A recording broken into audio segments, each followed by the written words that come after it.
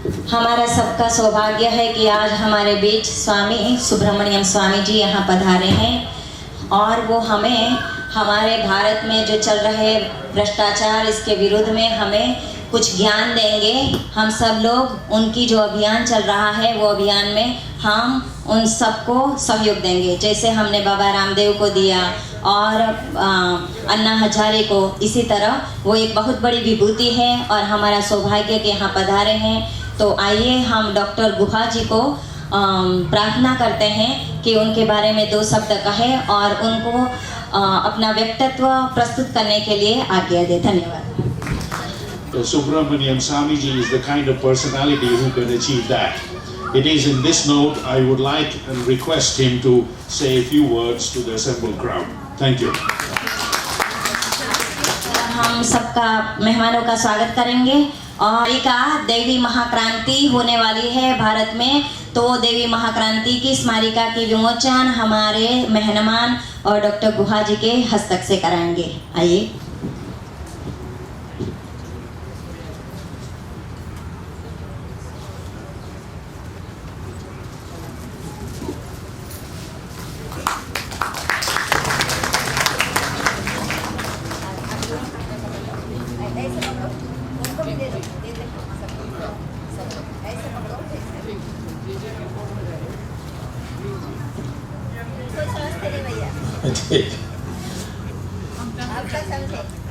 मंच में उपस्थित महानुभावों, उपस्थित भाइयों बहनों, आज आप गायत्री मंत्र के द्वारा भगवान को प्रार्थना कर रहे हो। हर हिंदू सुबह प्रातःकाल अपनी पूजा तो गायत्री मंत्र से ही शुरू करते हैं। मैं कोई साधु नहीं हूँ, स्वामी नहीं हूँ। मेरा नाम स्वामी है, परंतु कई लोग समझते हैं क्योंकि मैं कभी कभी प्रवचन कर जाता हूँ तो मैं कोई साधु हूँगा। मैं तो साधु नहीं हूँ, मैं आप जैसे ही हूँ। प्राध्यापक हूँ, राजनीतिज्ञ हूँ, पार्लियामेंट का मेंबर 5 बार चुना हूँ, मिनिस्टर 2 बार रहा हूँ। आज मैं आपसे हिंदू के संबंध में कुछ बातें रखनी चाहता हूँ। ये बहुत सबसे प्राचीन संस्कृति है, हिंदू संस्कृति, और बहुत लोगों ने हमें झुकाने की कोशिश की, सफल नहीं हुए। जब हम हिंदुस्तान 100% हिंदू था, जो भी बाहर से आता था उसका हम स्वागत करते थे, उनको जगह देते थे रहने के लिए। ईरान से भाग के आए थे ये ज़ोरोएस्ट्रियन, जिनको हम हिंदुस्तान में पारसी कहते हैं। गुजरात के लोगों ने उनको जगह दिया भरूच के पास और नवसारी में, और वहाँ उनके लिए मंदिर बनवाया और वो हमारे देश में बसे। जहाँ भी अन्य जगह में गए थे ये ज़ोरोएस्ट्रियन लोग ईरान से, वहाँ सब जगह में ख़त्म हो गए, समाप्त हो गए। सिर्फ हिंदुस्तान में वो पनपे और आज 60,000 पारसी हैं और बड़ी बड़ी जगह में जमे हैं। आज हमारी सुप्रीम कोर्ट का जो चीफ जस्टिस है वो पारसी है और हम इसको बुरा नहीं मानते हैं, उनको बिल्कुल पूर्ण रूप से जगह देते हैं। जैसे यहूदी लोग आए थे, जूस जिसको कहते हैं, ये दुनिया भर में उनकी मारकाट हुई है, लेकिन एक जगह में उनका बिल्कुल स्वागत हुआ। उनके लिए उनका सिनागॉग बनाया गया था, वो तो हिंदुस्तान में था। और जब इजराइल बना तो पहला प्रस्ताव उन्होंने पार्लियामेंट में ये पास किया, धन्यवाद भारत, एक देश जहां यहूदियों के साथ अत्याचार नहीं हुआ, ये भारत देश। तो हम 100% थे, तो किसी को हमने धमकाया नहीं, डराया नहीं, किसी मज़हब के साथ दुर्व्यवहार नहीं किया, सबका आदर किया। लेकिन हमारे ऊपर बड़ी आक्रमण हुई और उस समय भी हम झुके नहीं, लगातार लड़ते रहे। हम लोगों का नियम थोड़ा सभ्य नियम था युद्ध का कि सुबह जब तक सूरज उदय नहीं होगा तब तक हम युद्ध नहीं शुरू करेंगे, और शाम को जब अस्त होगा तब उसको उस दिन विराम करके जाके तंबू में सो जाएंगे और दूसरे दिन वापस आएंगे। नगर में नहीं लड़ेंगे, शहर में नहीं लड़ेंगे, सिर्फ ओपन मैदान में, खुला मैदान में लड़ेंगे, जैसे कुरुक्षेत्र था या जब रावण किला से बाहर निकला और राम से युद्ध किया तो खुला मैदान में आया था। और तीसरा था कि माफ़ी मांगने के बाद, यानी हारने के बाद माफ़ी मांगो तो सब उदारता के साथ उसको वापस करते थे और सब चाहते थे और उसको विदा करते थे। और ऐसे ही पृथ्वीराज चौहान ने मोहम्मद गोरी को 16 बार माफ़ कर दिया और वो 17 बार उससे फादर इन लॉ के साथ, जयचंद के साथ उसने सांठगांठ करके उनको हराया। अब मैं समझता हूँ कि पृथ्वीराज चौहान को तो 2 बार से ज़्यादा माफ़ नहीं करना चाहिए था, 16 बार तो बहुत ज़्यादा था। बट एनीवे हो गया, उससे उस गलती के कारण, हमारे सभ्य व्यवहार के कारण उसने उसका दुरुपयोग किया और यहाँ इस्लाम आई 800 साल चली। हम देखते हैं कि दुनिया में जहाँ भी इस्लाम जा कर के कब्जा की देश की, जैसे ईरान को किया, वहाँ 15 साल में उन्होंने 100% मुसलमान बना दिया उस देश को। जो ज़ोरास्ट्रियन ज़रतुश्त्रा के धर्म पर चलते थे पारसी लोग, उनका पूरा मारकाट किया या और कुछ किया, धर्म परिवर्तन किया, उनको 100% मुसलमान बना दिया। बगल में मेसोपोटामिया, बेबीलोन, ये इराक जिसको आजकल कहते हैं, उसको भी उसने 18 साल में 100% मुसलमान बना दिया। और आप इजिप्ट देखेंगे तो 21 साल में उसको 100% मुसलमान बना दिया। क्रिश्चियंस गए थे यूरोप में, उन्होंने 50 साल में 100% क्रिश्चियन बना दिया सबको। लेकिन यहाँ 800 साल मुसलमानों ने राज किया, 200 साल क्रिश्चियन ने राज किया अंग्रेज़ों के ज़रिए। लेकिन आज भी हम हिंदू 80% है। 80% इसीलिए कि हम लड़ते रहे, हम झुके नहीं। रानी झांसी हो या शिवाजी हो या राणा प्रताप हो, और दक्षिण में कई ऐसे राजा थे, विजयनगरम की साम्राज्य थी, ये सारी चीज़ों को लड़ते रहे और इसीलिए आज हम हिंदू हैं। तो उस ज़माने में जब आमने सामने आक्रमण होता था तो हम लड़ सकते थे।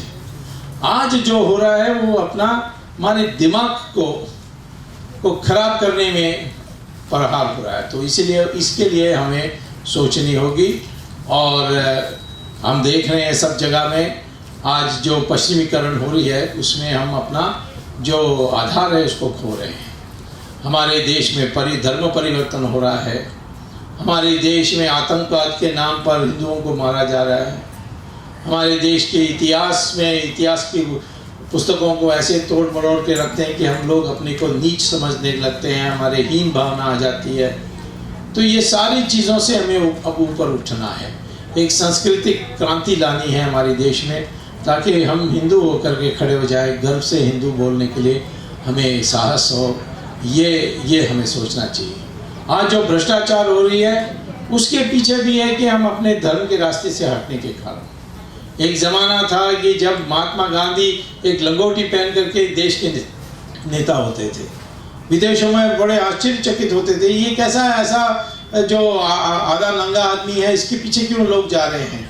क्योंकि इनके देशों में नेता सब अच्छे सूट बूट टाई पहनने वाले नेता होते हैं। इनके जो धर्म गुरु होते हैं वो भी बड़ी शान के साथ ड्रेसिंग होती है। जैसे पोप को देखो किस तरीके से सज कर आता है। तो हमारे देश में जो साधु सन्यासी होते हैं सब सिर्फ एक बगुआ कपड़ा पहन के आते हैं। तो ये हमारे देश में जो पैसे की जो स्थान थी, उस पैसे तो कमाना था, बट कभी ये नहीं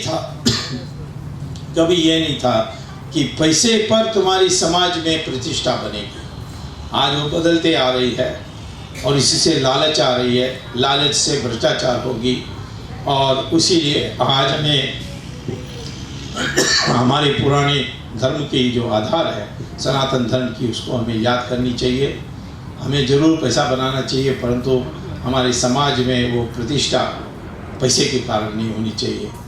जो ज्ञानी होता है, जो सब छोड़ देता है, जिसके पास कोई धन नहीं है, जिसके पास कोई शस्त्र नहीं है, जिसके पास कोई ज़मीन नहीं है, इसी को हम आप पूजा करते हैं। वो जो मूल्य है उसको वापस लाने से दीर्घकालीन के लिए हमारी भ्रष्टाचार को मिटा सकते हैं। आज जो हो रही है भ्रष्टाचार, उसका मिटाने का तो शुरुआत हो गई है। लोग जेल जाने लगे, लंबी लाइन लगी है, अभी तो बहुत लोग को जाना है। और मैं जब वापस जाऊंगा, मैं तो यहाँ सिर्फ पढ़ाने के लिए 6 हफ्ते आता हूँ हार्वर्ड यूनिवर्सिटी में, और सैटरडे संडे को तो दौरा करता हूँ आप लोगों की जैसे मिलने के लिए। लेकिन वापस चले जाऊँगा 10 तारीख अगस्त को, तब मैं ये काम करूँगा। मुझे बड़ा हर्ष है कि आज बाबा रामदेव ने मुझे टेलीफ़ोन किया था और मुझे आमंत्रित किया हरिद्वार में 12 तारीख उपस्थित रहने के लिए, क्योंकि वहाँ चिंतन बैठक होने वाली है।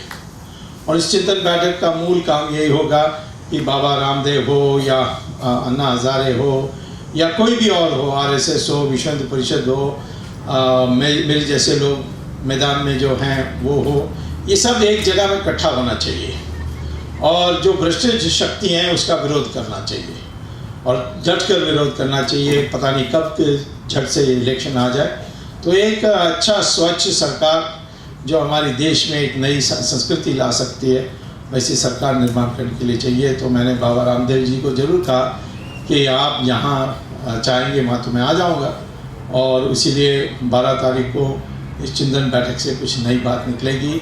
और मैं बाबा रामदेव को धन्यवाद देता हूँ कि उन्होंने कष्ट किया मुझे अमेरिका में फ़ोन करके आमंत्रित करने के लिए, लेकिन उनका जो भूमिका जो बनी है उससे हम सब लोगों को एक आशा आ गई है कि कुछ देश में परिवर्तन आएगी। उनके सिर्फ एक शब्द पर लाखों लोग इकट्ठे हो जाते हैं। इसी ईर्ष्या पर वो जो रामलीला ग्राउंड में जो दुर्व्यवहार हुआ वो हुआ। तो मैं तो ये समझता हूँ कि जब हमारे साधु संत खड़े हो जाते हैं तो कोई नहीं उनके सामने खड़ा हो सकता है। यही है हमारी धर्म की शक्ति और यही है पुराने काल की भी जो हमें शिक्षा मिलती है। जब भी संत महाराज लोग खड़े हो जाते थे तो फिर सारा देश में बड़ा परिवर्तन आ जाती है। तो ये कहकर मुझे बड़ा संतोष होता है आपको देखकर कि इतने दूर हिंदुस्तान से बैठ कर के आप गायत्री की जप कर रहे हैं। ज़रूर गायत्री जी की माँ की आशीर्वाद से आप भी हमारे देश के लिए निर्माण कार्य में सहयोगी रहेंगे। ये कहकर सबको नमस्कार, धन्यवाद। धन्यवाद।